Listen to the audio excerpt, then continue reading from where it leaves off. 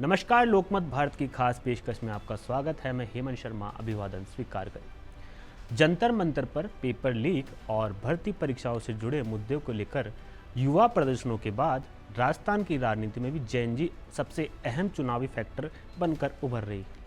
आगामी निकाय और पंचायत चुनाव से पहले दोनों प्रमुख दल कांग्रेस और भाजपा युवा नेतृत्व को प्राथमिकता देने की रणनीति पर काम कर रहे हैं।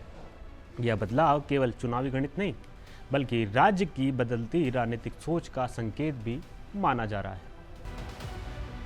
राजस्थान में 18 से 40 वर्ष आयु वर्ग के 2 करोड़ 54 लाख से अधिक मतदाता हैं, जो कुल मतदाताओं का आधे से ज़्यादा हिस्सा है। वहीं वर्ष 2026 की मतदाता सूची में 18 से 19 वर्ष आयु वर्ग के लगभग 4.35 लाख से अधिक नए मतदाता जुड़े हैं। राजनीतिक विश्लेषकों का मानना है कि स्थानीय निकाय और पंचायत चुनाव में यही युवा मतदाता कई वार्डों और सीटों पर जीत हार का अंतर तय कर सकते हैं। इंटरनेट, स्मार्टफोन और सोशल मीडिया के दौर में पली बड़ी यह पीढ़ी पारंपरिक चुनाव नारों से अधिक रोजगार, शिक्षा, प्रतियोगी परीक्षाओं में पारदर्शिता, डिजिटल गवर्नेंस और स्थानीय विकास जैसे मुद्दों को महत्व देती है। इसी बदलते माहौल को देखते हुए कांग्रेस ने पंचायत और निकाय चुनाव में 50% टिकट युवाओं को देने का ऐलान किया है।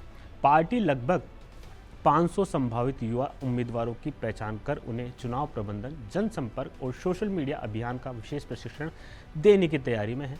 कांग्रेस का मानना है कि युवा नेतृत्व के माध्यम से युवा मतदाताओं के साथ में बेहतर संवाद स्थापित किया जा सकता है और इससे भविष्य के लिए नई राजनीतिक पीढ़ी भी तैयार होगी।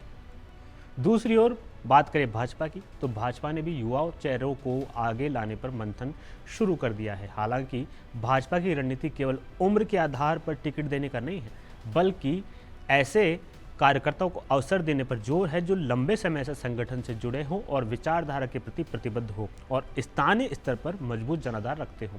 पार्टी युवा ऊर्जा और संगठनात्मक अनुभव के संतुलन को अपनी प्राथमिकता बता रही है।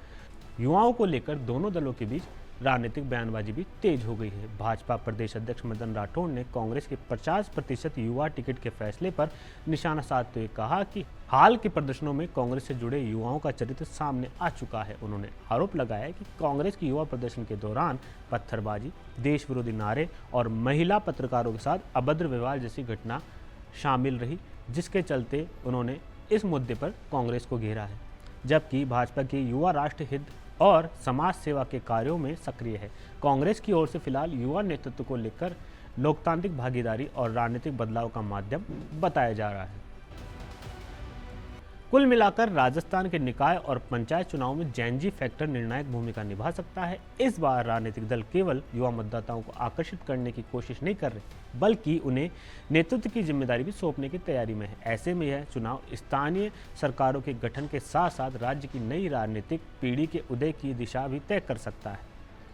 ऐसी ही तमाम अपडेट के लिए आप जुड़े रहिए लोकमत भारत के साथ। नमस्कार।